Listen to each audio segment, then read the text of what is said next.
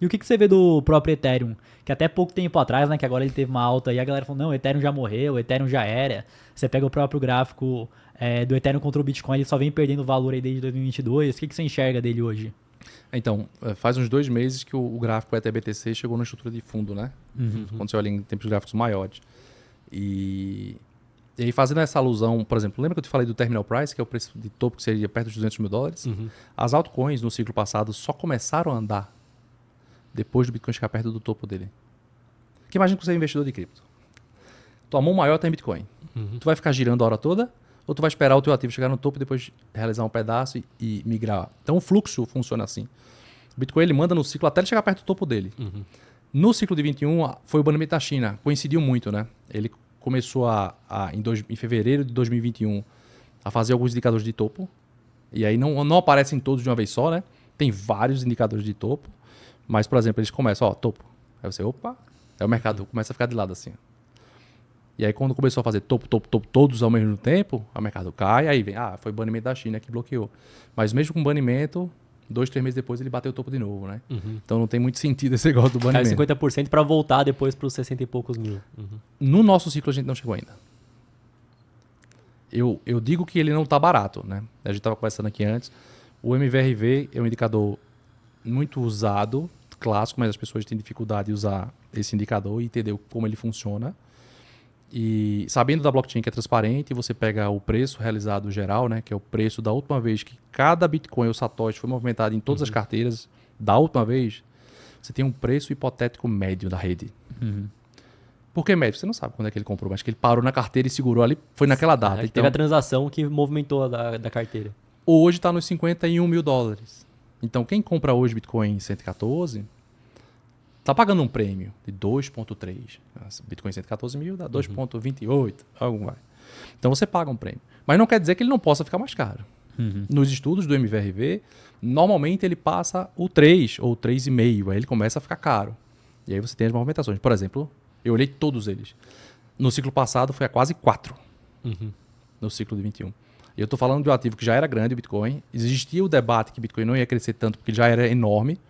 E ele chegou a fazer quase 15, 20 vezes, né? Sim. Hoje ele já está fazendo umas 6, 7. E diziam que era o gigante também e não poderia crescer. Então, para chegar nesses topos, para mim, ainda falta um pouquinho. E o Bitcoin está um pouco caro em relação à rede. Eu digo que existe um gatilho de início de compra obrigatória, né? Passou do preço realizado para baixo, tem que comprar. Pode explodir uma bomba, pode ser o que você quiser. Covid foi um dos últimos toques no ciclo passado, tá? Foi lá nos 3, 4 mil dólares. Inclusive, travou tudo, né? Nenhuma corretora funcionava. Sim. Um monte de gente queria comprar, não estava conseguindo comprar. Na hora o TED... Porque na época não tinha Pix, né? Você tinha que fazer o TED, printar e mandar para a corretora. Daqui que chegasse, 2, 3 dias depois. Aí o preço reagiu muito rápido. Eu vi na época, o preço chegou em... Bateu 3, mas não dava para fazer nada. Você só voltou em 5, 5,5, né? Por ali. Aí deu para mexer o preço de novo. Então hoje, a gente, para mim, não tem indicadores de topo, mas também a gente tá naquela zona cinzenta, né? Nem é barato, nem é caro. É no caminho para ficar caro. E aí você vê muitas vezes uma correção de 20%, de 30% e você já pensa, será que tá no final de ciclo? Será que não tá? Esse ciclo todo, a maioria das correções foram de 30% mais ou menos. Muito semelhante ao ciclo de 15, 17. Quando você olha os percentuais é 30, 40. Em 15, 17 era um pouco mais volátil, mais forte a alta e uma correção maior. No nosso, a alta ela é mais gradual e a correção também. A gente vê que a alta ela é muito rápida e não deixa as pessoas comprarem. Quem fica, vou esperar um reteste, não pega. Quem não compra ali no tiro, porrada e bomba, normalmente vai ficar de fora, que foi os $74 mil. Tinha acabado o ciclo, acabou tudo, morreu. É tarifa, agora é bomba. Vai quebrar todo mundo, não foi assim que surgiu o 74? Foi isso aí mesmo. Quem passou por... Hoje, que tá nem aí, né? Bitcoin 114 mil dólares, tô nem aí. Mas quando olhou os 74 mil, que tinha perdido um fundo, que era ali os 78, né? 75. E aí as pessoas ficaram com medo, conseguiu se posicionar muito bem. Então, começa a ficar aquela zona cinzenta, né? Poxa, eu não tenho uma compra exata, cíclica, né? Porque essas compras também não aparecem a hora toda, são oportunidades muito pontuais, que seria ali uns 50, 60, que não tem. E eu já estou num preço caro, mas também não é tão caro quanto já foi outrora. Aquele pico de euforia que já teve anteriormente, né? Não. E o Ethereum, você vê que ele pode se beneficiar com essa parte regulatória mais clara nos Estados Unidos, sim, com essa parte da própria SEC, né? Que você para pra ver 2020, 2021, era sim, perseguição, que agora tá mais tranquilo. O que você enxerga? Cara, o Ether, como a altcoin, né? Uhum. Como token, né? Uhum. Ela é um ativo que, rede token, você consegue ter um interesse muito grande e um capital alto ali dentro já. Então é um ativo que teve suas dificuldades nesse ciclo. O pessoal brinca, né, que o Vitalik, né, que foi um dos fundadores, ele ficou meio woke da vida, né? Uhum. Queria ficar brincando ali a hora toda. Tomou a Gedes agora para virar uma empresa, como a Solana fez. Aqui é uma empresa séria para ganhar dinheiro. Uhum. Vou fazer o melhor possível para entregar para vocês aqui. O dinheiro foi muito para lá. E aí Sui quer pegar esse valor e tal. Já a Ether começou a voltar agora. O que a gente tem hoje em Ethereum, né? A possibilidade de aprovação do staking de Ether nos ETFs para receber rentabilidade ali pelo próprio token, como um dividendo. Pelo próprio token eu cheguei a... É um pedido, né? Uhum. Em dinheiro ou token. Que a ideia é você receber Ether, né? Que faz sentido, né? Você está alocado na moeda, você vai receber o rendimento na própria moeda. Exatamente. E aí você briga um pouco com estruturas que tinham anteriores no ciclo. Por exemplo, a Lido, você tem que fazer o staking de Ether, que deveriam ser 32 Ethereum, agora dividiu, né? E a Lido fazia a facilitação para quem queria entrar ali. E agora não tem muito mais sentido se aprovar, concorda? Você só entra pelo ETF e acabou o problema. Aí não tem o risco operacional das carteiras on-chain. Para mim, é o ativo que provavelmente está com o sinal mais bonito com relação ao BTC. Está no segundo ou terceiro mês já assim. A gente viu uma recuperação muito forte. Em 20, 30 dias subiu 60% quase. Saiu dos $1.400 para 3.800. E agora ele está na faixa, eu digo que é a faixa que você precisa. Sabe quando o piloto liga para você? Tum, tum. Senhoras e senhores, aperte seu cinto. Coloque seu capacete que vai começar a turbulência. Porque a gente está brigando com topos desse ciclo e do ciclo passado. Esses $4.000 é uma barreira que foi dificilmente passada. O Bitcoin teve uma dificuldade muito grande em passar. Porque era os 64, 69 do ciclo passado. E da primeira vez que foi, que até ele rompeu, mas falhou, que foi os $74.000, ele teve uma correção aí. Que foi lá no começo do ano passado. No começo do ciclo, né? E teve essa puxada muito forte. Se eu não me engano, em março de 24, bateu $74.000, ele titubeou e caiu até os 49. Será que vai acontecer em Ether da mesma forma, né?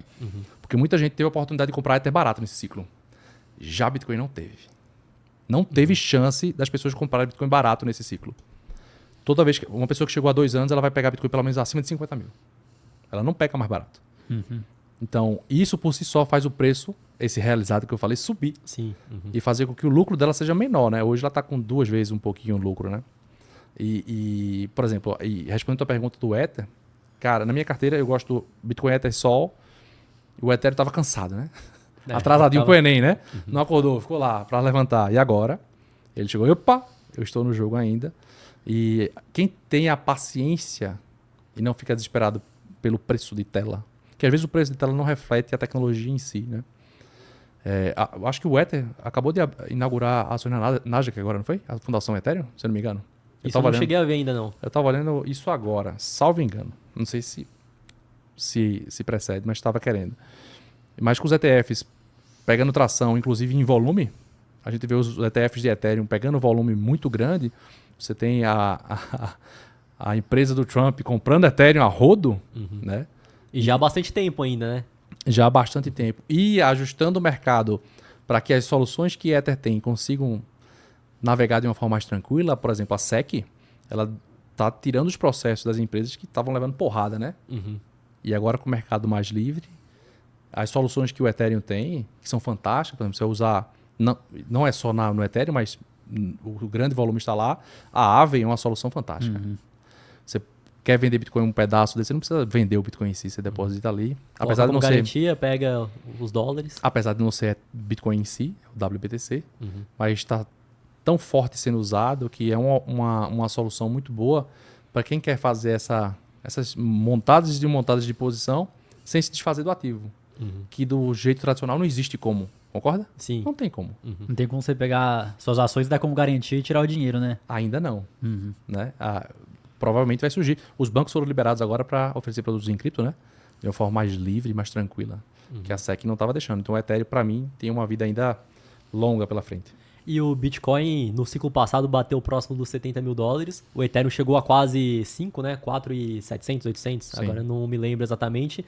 E ele não andou tanto ainda, tanto que ele não tá nem na máxima do ciclo anterior. Você acredita que ele pode ultraperformar em que faixa de preço, mais ou menos? Eu vou te responder essa tua pergunta olhando o que ele fez no ciclo passado, tá? No ciclo passado, a gente tem uma faixa de preços em que o Ether é cotado em Bitcoin, o fundo era 3% e o topo 8%. E eu tenho uma linha no meio que é 4%, que ela teve dificuldade de passar. A gente está perto dos 4%. Os 4% hoje, se você multiplicar rapidamente ali, daria 4.600 dólares, 4.500 mais ou menos, tá? Ah, tá. Que um Ether acaba representando 4% de um Bitcoin. Bitcoin, entendi. Quando ele chegou no topo, foi quase 8%. Só que, respondendo aquela tua pergunta e trazendo aquele dado do terminal price do ciclo passado, quando o Bitcoin bateu o terminal price em 44 mil no ciclo passado, o Ether estava valendo 800 dólares. O terminal price do Bitcoin. Lembra que eu te ciclo falei? passado foi 44 mil dólares. Foi 44, Entendi. ele teve uma queda muito grande. Nessa queda, as altcoins não caíram. Porque o que a gente aprendeu até hoje é o seguinte, Bitcoin cai, altcoin morre. Bitcoin sobe, altcoin morre. Não tem sentido, né? Ela não anda, né? Esse ciclo, Esse ciclo foi sim, isso até foi então. exatamente isso. Essa brincadeira. Mas tem uma hora que eu chamo de hora mágica. Quando o Bitcoin chegar perto dos topos, e para mim ainda está longe, essa hora acontece. No ciclo passado, o Bitcoin caiu de 44 para 30, o Ether subiu. Ou seja, a gente via claramente uma rotação do capital, né? Vender o Bitcoin, empurrar o Ether e outras altcoins. Imagine se isso acontecer no mercado com o Bitcoin a 3 trilhões. Vai um caminhão de dinheiro para as altcoins. Mesmo né? que 10%, 15% do capital. Que eu vejo que hoje pode ter uma parte com institucional que talvez não vá fazer essa rotação do capital. Por exemplo, a Strategy, ela não vai vender, acredito eu, o Bitcoin para comprar altcoin. Não. Mas com certeza pode vir um capital de outros lugares que vai para as altcoins, né? Quando chegaram os ETFs, existia uma dúvida muito grande se iria acontecer um altcoin season ou não. Porque o dinheiro ia estar preso em ETFs. Né? Então você vende o IBIT da vida, você vai fazer o quê? Sim, não vai ter um mecanismo para te expor às altcoins. E aí, estão surgindo ETFs de altcoins. Tá vindo surgiu de Solana, tem o do Ethereum, já tem uma penca atrás com vários outros querendo sair, Cardano, cansado, e aí vai. E a ideia é, será que com esses ETFs a gente consegue girar um pouco do capital? Talvez. É uma pergunta que a gente vai olhar essa mudança cíclica, né? Do comportamento do investidor agora, daquele tradicional rotação de Bitcoin, Ether, large cap, coins, e aí vai girando, né? Nesse ciclo foi Bitcoin meme, Bitcoin meme, Bitcoin meme e Bitcoin Ethereum. Aí parou em Ethereum agora. Então quem comprou o Ether, respondendo a tua pergunta, se ele chegar em 4% hoje, do preço de hoje, seria Ether 4.500 dólares. Se chegar no topo máximo de 8%, seria perto de quê? 8, 9 mil dólares, né? Com o preço do Bitcoin atual ainda, né? Atual. Caso o Bitcoin performe ainda mais, aí consegue se estender ainda mais, né? Que foi o que aconteceu agora. O Bitcoin saiu dos 74 para 120, o Ether saiu de 1.400 para 3.800. Então ele mais do que dobrou o Ether e o Bitcoin fez 50% de alta. Tanto que aquele gráfico Bitcoin e Ethereum tava lá 2 anos só o Ethereum perdendo valor e agora teve essa pequena recuperada aí, né? Então, E no altcoin season, você vê a dominância chegando em que patamar? Que até o momento a gente vê a dominância tendo leves quedas, mas a tendência é clara de alta até então, né? Quando eu olho a dominância, e até antes de eu vir para cá eu olhei, um dos sinais que eu quero ver, que eu gosto de olhar, um sinal técnico, tá? Que é o MACD mensal cruzando para baixo. Não teve ainda.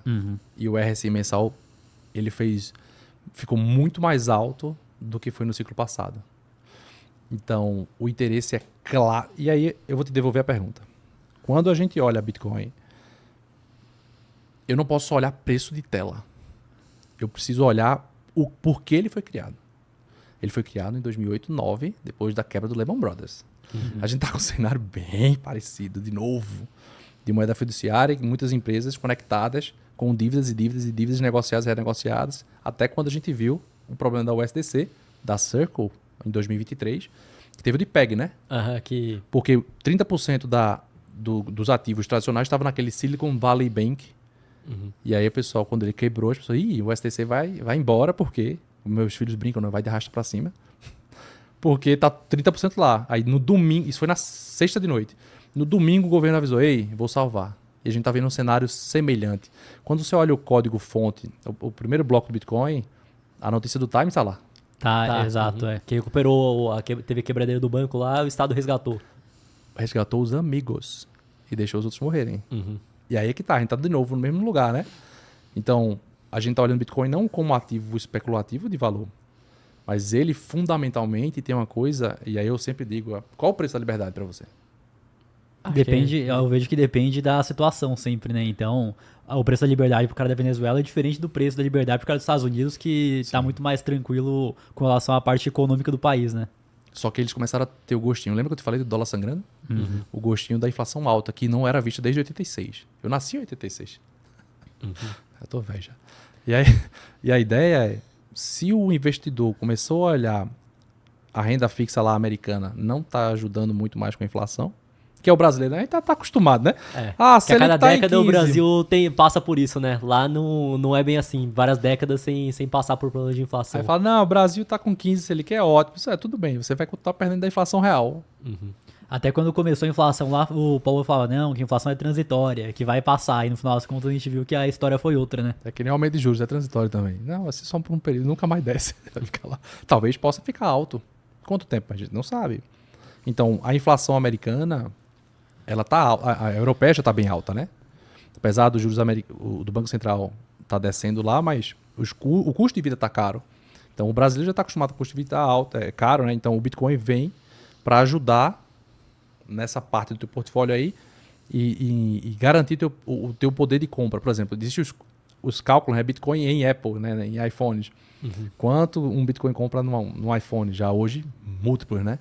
Antigamente nem comprava, tinha que ser múltiplos Eram Bitcoins. vários Bitcoins para comprar um iPhone, né? Eu já vi esse...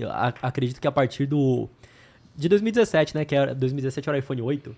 iPhone 8, iPhone X, que começou a ser menos de um Bitcoin. Antes eram vários Bitcoins aí para comprar um. E quando a gente olha Satoshi por dólar também, é um gráfico em clara tendência de queda. Ele respeita até as ondas de queda. Então... ter Bitcoin hoje, eu brinco, as pessoas começam, o tradicional, né? O cara que é tradicional, é inacreditável. Não, o Bitcoin não presta não. Isso é um ativo muito especulativo de alto risco, aí 2%. Aí daqui a pouco, 8%. Uns 20%, né? Vou botar all-in aqui logo, vou defender meu portfólio porque a Bolsa Brasileira está cansada. Então a gente viu nesse ciclo, muitos analistas financeiros tradicionais torcer o braço. Falar assim, eu prefiro ganhar dinheiro do que estar certo. Que eu acho que o Bitcoin, ele se provou já em... Cara, eu nunca vi tanta turbulência nesse ciclo. Foi guerra, aumento de juros, quase pandemia de novo, né? Especulação. A gente teve tarifas. Então, tanta turbulência e o ativo performando tão bem que ele não consegue passar desapercebido. Ele recuperou, salvo engano, antes do S&P 500 subir o topo, ele já tinha passado o topo de novo. Até na questão de queda, então, em agosto do ano passado, a gente teve lá o carry trade, caiu a bolsa americana um monte, e o próprio S&P, depois das tarifas do Trump, voltou naquele patamar, o Bitcoin não. O Bitcoin ficou nos 70 e poucos, sendo que quando aconteceu aquilo, acho que chegou abaixo dos 50, próximo dos 50 ali. Isso foi 49 o fundo ali, né? A gente quando olha os ciclos, e aí eu vou voltar à parte cíclica, né? Existem indicadores de fundo cíclico, né? E aí, uma das coisas que eu gosto de passar para as pessoas é, poxa, quando é que eu vou comprar Bitcoin? Eu quero comprar Bitcoin, né? Só que as pessoas perguntam para comprar Bitcoin logo quando ele está caro. É comum. E aí você precisa olhar o ativo, por exemplo, o preço realizado. Eu digo que é gatilho de início de compra obrigatória, que é 50 mil hoje. Mas até quando eu quero comprar? E aí, puxando o MVRV, os fundos dos ciclos são muito mais parecidos que os topos. Os topos têm divergências. Os fundos não. Quando você olha o próprio MVRV, o fundo é uma linha reta, assim, ó, todos eles. Os 4. Ele não passa muito do... Quanto é essa linha, né? Seria 20% de desconto do MVRV. Ou seja, em preços de hoje, seria 50 mil dólares o teu preço inicial de compra, até 20% de desconto, uns 40, 39 mil dólares. Tá? E aí eu vou puxar um outro indicador de fundo, que é do Willy Woo. Esse Willy Woo, ele fez um cálculo para tentar achar fundo. Um indicador chamado CVDD, já ouviu falar? Esse não. Cumulative Value Days Destroyed. Por quê? Para quem não conhece a estrutura do Bitcoin de UTXO, que você tem para eu passar para você, eu preciso quebrar ele e refazer, e é por isso que a transação marca tudo.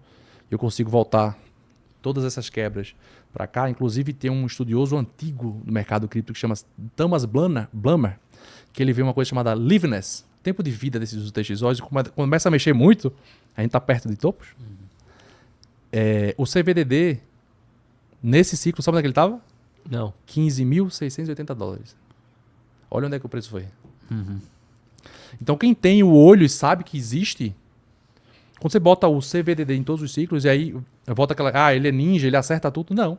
Mas provavelmente ele está aconselhando as pessoas muito fortes que estão comprando aquilo lá. Eu acho que o comportamento do mercado financeiro é muito mais do que muita gente olha e tem um consenso de que está caro ou barato, e aquilo termina funcionando. Então, o CVDD hoje está em 38, 39, que bate muito parecido com esse MVRV, 20% de desconto. Já para topos, a gente tem alvos ainda longe, mas o topo ele é mais difícil de traquear. Eu digo que eu gosto muito de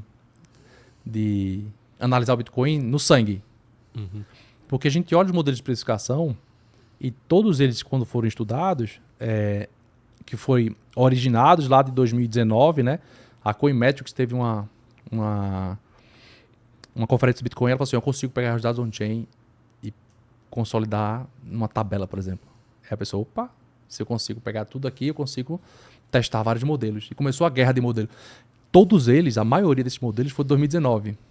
Pode olhar. Entendi. Não sabia que era 2019, achei que antes já tinham alguns modelos. Não tem. Tem curvas logarítmicas. Já chegou a ver aquele Rainbow Charts do arco-íris? Já cheguei. Ele foi originado em 2014.